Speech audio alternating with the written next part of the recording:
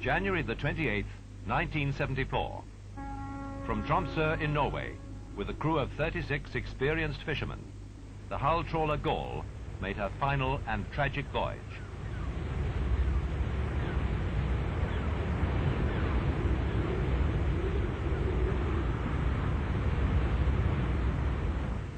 Gaul was a large, modern stern trawler with a length of 66 meters.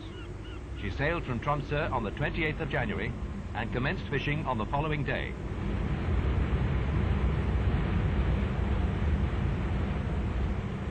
She spent the next 9 days fishing in the vicinity of the North Cape Bank in company with a number of other trawlers.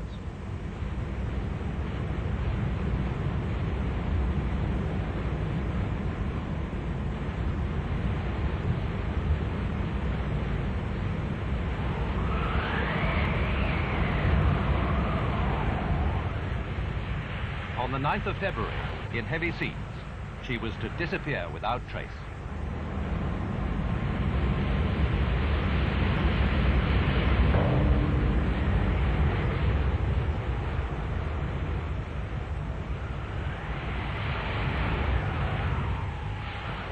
The loss of the Gaul was the British fishing industry's worst disaster.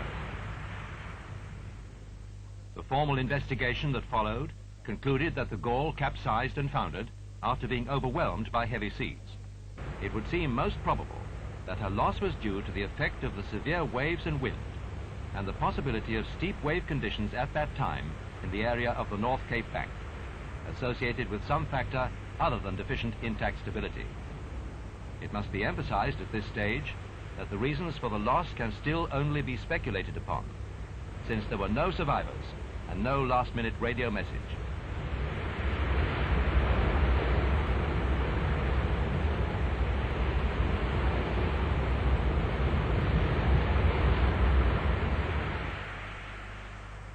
If damage had occurred to the vessel, such as rupture of the deck house, or the access door to the factory deck was left open, allowing water in considerable quantity to flood the factory deck, then there would have been a considerable reduction in the reserve of stability. Experimentally, this measured loss of stability was found to be slightly less than indicated by static condition calculations. It should be pointed out that the calculations made to determine the effect of water on the trawl and factory decks, separately and in combination, only illustrate the probable loss of stability during a transient condition and give an indication of the angle of heel and the residual stability.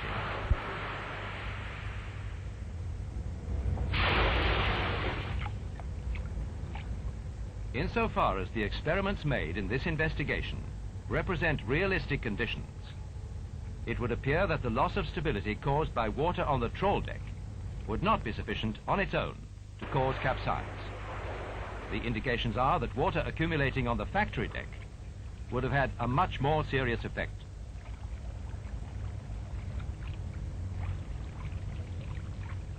The most severe conditions tested in this investigation were with considerable amounts of water present simultaneously on the trawl and factory decks.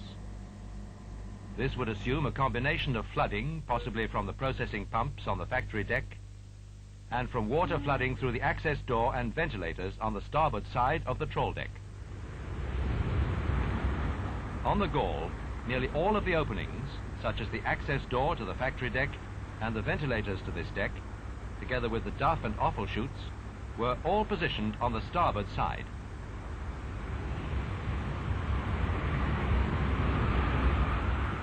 Due to the asymmetry of the deck houses on the trawl deck, less reserve buoyancy was available on the starboard side than on the port side. This asymmetry would make it possible to trap water effectively under the starboard engine casing because of the absence of a deck house in this region. Of the two funnels on the Gaul, the starboard funnel was mainly used as a ventilator to the engine room, and this was fitted with ventilator grills on the inboard side, making it possible for water to enter the engine room at large list angles to starboard.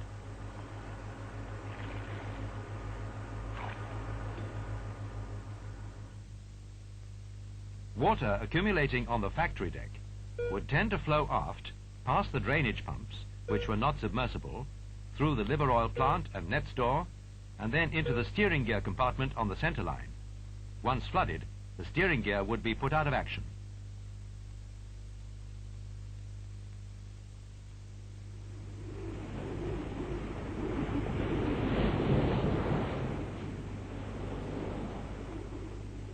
While the precise manner of how the loss occurred remains in doubt, it is nevertheless hoped that these investigations will add to the knowledge of the industry, and in particular to those engaged in the design of fishing vessels.